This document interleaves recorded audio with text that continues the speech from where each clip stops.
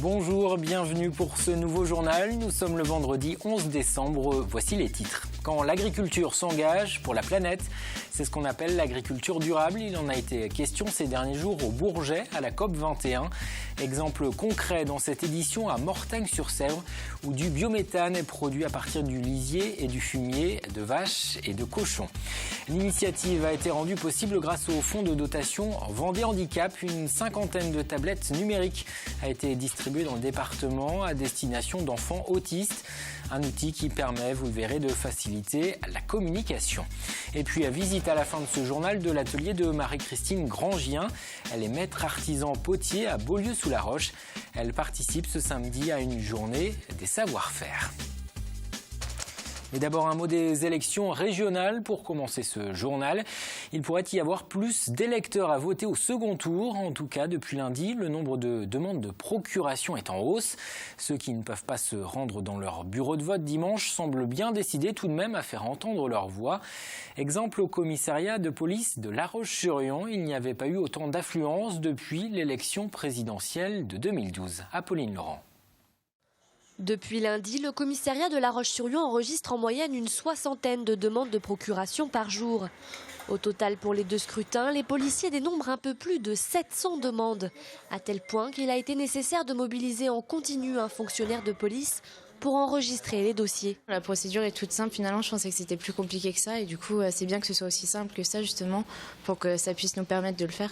Et si c'est souvent le devoir de citoyen qui anime les demandeurs, certains ont aussi attendu le deuxième tour pour se lancer. Qu'est-ce qui vous a décidé ?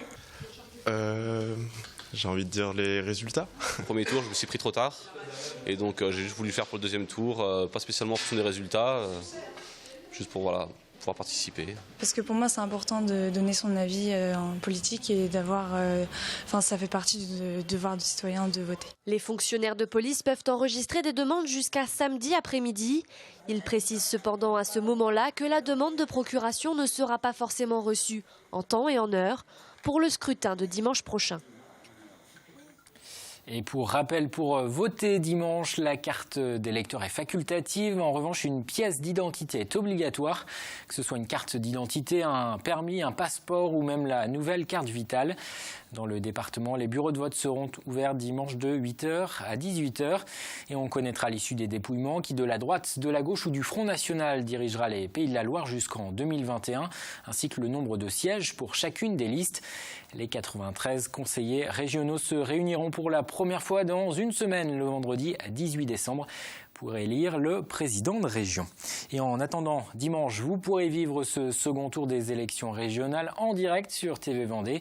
Rendez-vous dès 19h55 avec les premiers chiffres de la participation. Et à partir de 20h, les premiers résultats. Vous entendrez aussi les réactions des candidats, notamment depuis l'hôtel de région à Nantes. Toute l'équipe de TV Vendée sera mobilisée pour une soirée spéciale, donc élection régionale. En bref, un homme d'une trentaine d'années est décédé mercredi soir sur la route entre Coueix et Comquier. Un piéton, il aurait été percuté par une voiture. Notez que le nombre de tués sur les routes a progressé de 3,6% le mois dernier en France. C'est le mois de novembre le plus meurtrier depuis 2012. Nous sommes presque au bout du chemin. Je suis optimiste. Déclaration aujourd'hui de Laurent Fabius. Le ministre des Affaires étrangères et président de la COP 21 s'est dit confiant sur l'issue du sommet sur le climat. Un texte final doit être présenté ce samedi matin à l'ensemble des participants. L'objectif est d'obtenir un engagement des 195 pays. Alors depuis le début de la COP 21, la rédaction de TV Vendée vous montre des exemples d'actions menées ici dans notre département pour mieux respecter la planète. Dernier volet de notre série ce soir avec l'agriculture. Elle est responsable de 20% des émissions de gaz à effet de serre. Élodie Pépin s'est rendue chez un éleveur en cours de conversion bio, mais aussi à Mortagne-sur-Sèvre où les vaches et les cochons servent à produire du biogaz. Ce champ était avant destiné à la culture de maïs, régulièrement arrosé de pesticides. Aujourd'hui, c'est une prairie où l'herbe fraîche est ramassée. Elle est venue remplacer le soja importé du Brésil qui servait de nourriture à ces vaches laitières. C'est tout simplement un mélange de plusieurs variétés de trèfle et plusieurs variétés de graminées, de raigrats anglais. De la nourriture saine nécessaire à la démarche d'Anthony. Il y a 2 ans, il a choisi de quitter le système conventionnel pour l'agriculture biologique.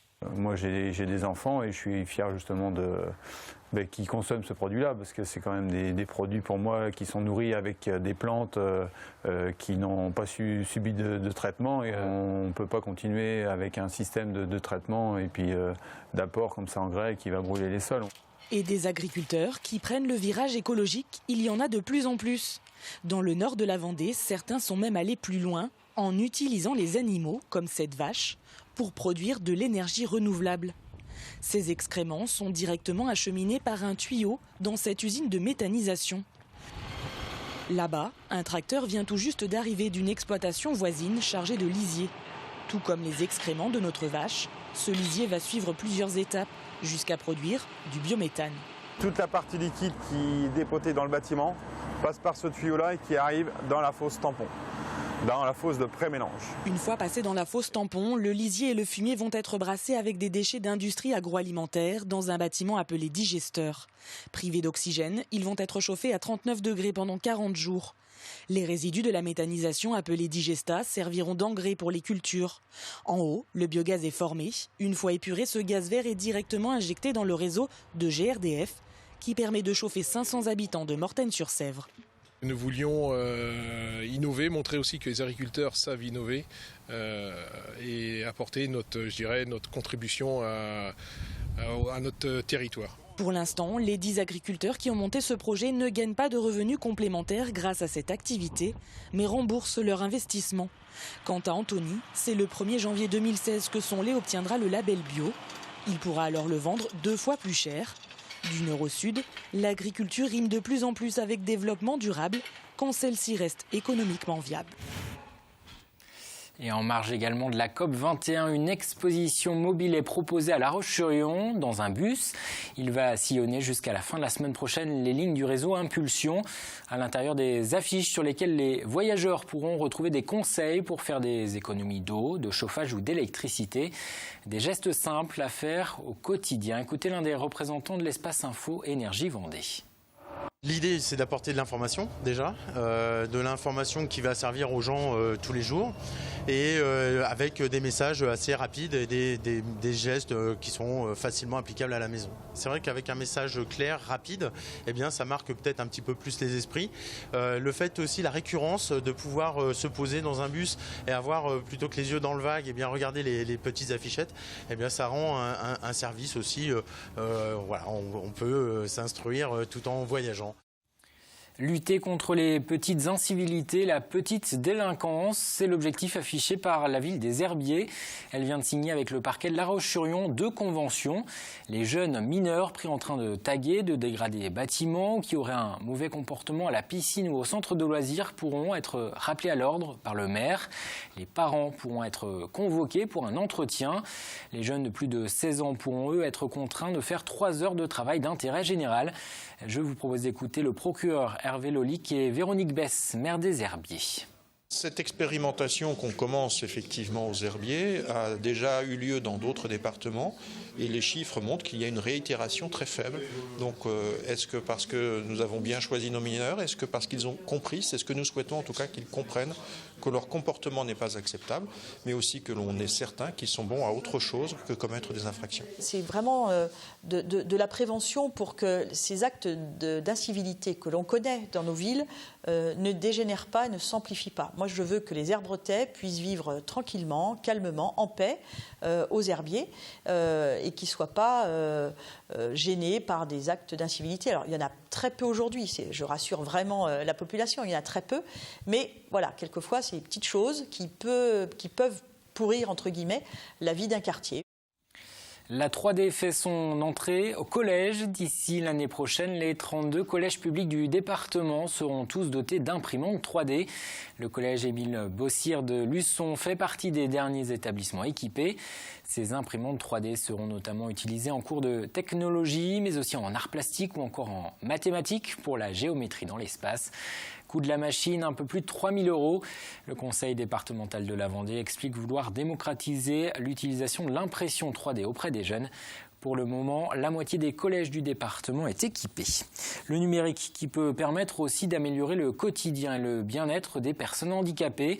La preuve avec ces tablettes distribuées à de jeunes enfants autistes du département.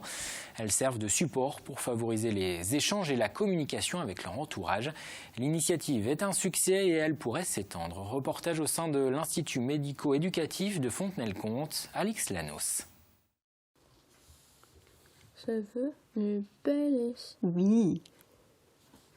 Je veux la peluche. Oui, bravo Alicia. Exprimer ses envies et ses besoins, c'est nouveau pour Alicia qui souffre de troubles autistiques. Est-ce que tu vois taxi? Depuis 1 mois maintenant, elle apprend à utiliser cette tablette numérique et découvre avec elle de nouveaux moyens de communication. Comme ça, le lundi matin, elle peut participer à notre temps d'accueil, où c'est un temps où on échange, chacun échange sur ce qu'il veut, ce qu'il a fait du week-end. Avant, Alicia ne participait pas du tout. Elle n'était pas capable de nous dire ce qu'elle avait fait et nous, on n'avait aucun moyen de l'aider parce qu'on ne pouvait pas deviner ce qu'elle avait fait dans son week-end. Donc maintenant, elle ramène la tablette chez elle, elle prend des photos avec sa famille, elle nous montre la tablette, elle nous montre les photos et elle nous explique ce qu'elle a fait. L'Institut médico-éducatif de Fontenay dispose d'une dizaine de tablettes comme celle-ci avec un logiciel adapté. Une véritable avancée pour les enfants en termes de bien-être. Alors comment tu demandes? Je veux le brevet de... S'il te plaît. Virginie. Super. Quand on n'est pas compris, que ce soit pour toute personne, c'est effectivement très frustrant. Très frustrant et générateur d'angoisse, d'anxiété et de crise. Et effectivement, le but, c'est que ça limite cet outil-là combiné à d'autres, bien sûr.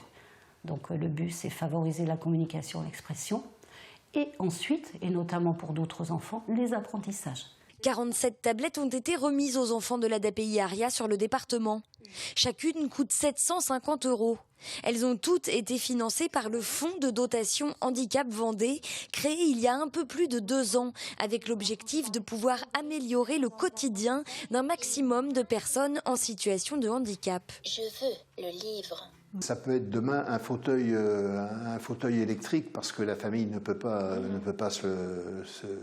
pas suffisamment pour le faire. Ça peut être tout ce qui touche au bien-être des personnes en situation de handicap et leurs familles. Les résultats auprès d'enfants autistes sont pour l'instant extrêmement positifs. Le fonds souhaiterait pouvoir investir dans une 50aine de tablettes supplémentaires et Paul Arnoux espère un jour que cet outil numérique puisse servir aux personnes souffrant de la maladie d'Alzheimer. Un mot de sport, parmi les rendez-vous de ce week-end dans le département du basket avec en National 1 masculine, le derby régional. Challans reçoit ce samedi Angers, match à 20h. Et puis juste avant cette rencontre, à 17h, les filles de la Garnache affronteront Colomiers. Les deux équipes occupent le milieu de tableau de N1 féminine. En handball, Pouzauges, Lanterne Rouge affrontera à domicile ce samedi les Bretons de Lanester à 19h, salle de l'Étoile. Enfin, du tennis dimanche, du tennis féminin au Terre Noire. La Roche-sur-Yon accueille les champenoises de Cormontreuil. Le club vendéen joue la montée.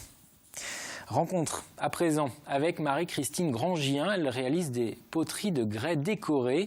Quand elle s'est installée à Beaulieu-sous-la-Roche il y a plus de 30 ans, elle était le premier artisan d'art de la commune. Depuis, Beaulieu-sous-la-Roche est devenu village d'art et compte une dizaine de professionnels. Ils organisent une fois par mois une journée des savoir-faire. Les artisans ouvrent ainsi les portes de leur atelier. L'occasion pour le public d'échanger et de connaître quelques secrets de fabrication. Ciel Guillet est allée justement découvrir le travail de Marie-Christine Grangien.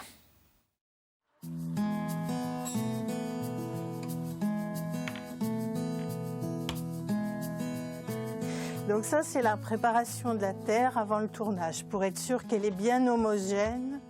Elle peut avoir des qualités un peu différentes suivant les livraisons, parce que c'est dans une carrière, c'est naturel, donc elle peut être un petit peu différente, mais c'est un matériau vivant, quoi. Cette terre bleutée, elle l'a fait venir du Berry, un grès idéal pour la réalisation de ses poteries. Le geste est ancestral et la technique maîtrisée jusqu'au bout des doigts. premier souvenir, c'est d'être passée dans l'atelier d'un potier. Je devais avoir 8 ou 9 ans et qui m'avait donné de la terre et que j'étais très contente et que j'avais fait des petits modelages. Puis ensuite, j'en ai fait dans des ateliers d'amateurs jusqu'à ce que je décide d'en faire mon activité principale. Après avoir façonné la forme qu'elle souhaitait sur un tour, la pièce est séchée à l'air libre, puis passera 7 heures dans un four chauffé à 950 degrés. Ouverture du four après la première cuisson. Une fois cuite, la poterie nommée biscuit ne va pas en rester là, car le processus est loin d'être terminé. Donc ces pièces qui viennent de sortir du four, on va les plonger dans les mailles étant le vernis coloré d'une composition très proche du verre qui va donner le côté brillant des céramiques. Ici, c'est un rouge aubergine qui va envelopper cet objet, mais la couleur n'apparaîtra qu'après une seconde cuisson. Cet émail apportera un côté esthétique à la pièce, mais son véritable intérêt, c'est qu'elle va rendre ce récipient étanche. Depuis 30 ans, Marie-Christine Grangien se perfectionne chaque jour et partage sa passion avec le plus grand nombre en réalisant le plus souvent des objets du quotidien. L'idée de faire un objet utilitaire, dont les gens se servent tous les jours, je dis accompagner les gestes du quotidien. Ça me paraît important d'avoir des beaux objets et qui sont comme ça faits par quelqu'un qui a plaisir à les faire et que vous ayez plaisir à les utiliser ensuite. Son atelier La Terre est bleue ouvrira ses portes à l'occasion des Journées du savoir-faire, une belle opportunité pour échanger et découvrir les coulisses de cet artisanat. Et la prochaine journée des savoir-faire aura lieu ce samedi à partir de 15h à Beaulieu-sous-la-Roche. Un atelier de couture, de tapisserie et la poterie de Marie-Christine Grangien seront à découvrir à travers un circuit de visite. Avant de se quitter, on jette un coup d'œil à la météo de ce week-end. Quelques éclaircies sur le littoral. Mais dans l'ensemble, ce samedi débutera dans la grisaille. De la grisaille qui pourrait avoir du mal à se dissiper. 10 à 13 pour les maxis. Dimanche, un peu plus de soleil, légère baisse des températures. Le détail des prévisions, c'est dans un instant avec Armelle Pavageau. J'aurai le plaisir de vous retrouver donc dimanche pour la soirée spéciale élection régionale. D'ici là, je vous souhaite un très bon week-end.